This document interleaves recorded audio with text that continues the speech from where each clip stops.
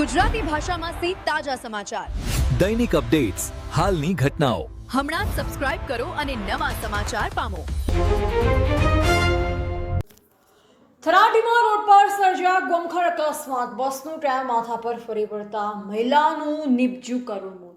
થરાટીમાં road પર આજે એક હૃદયદ્રાવક માર્ગ અકસ્માત સર્જાતા ચોથા નેસડા ગામની મહિલાનું ઘટના જ સ્થળે કરુણ મોત નીપજ્યું હતું.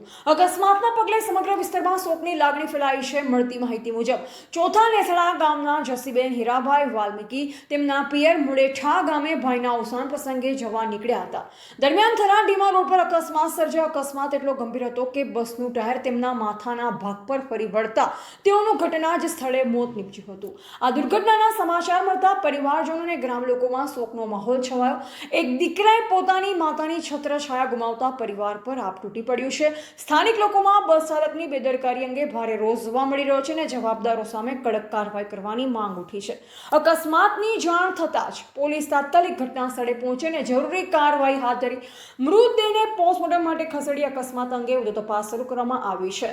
એવા રાણાભાઈ પારેગી, વાવ, થરાદ.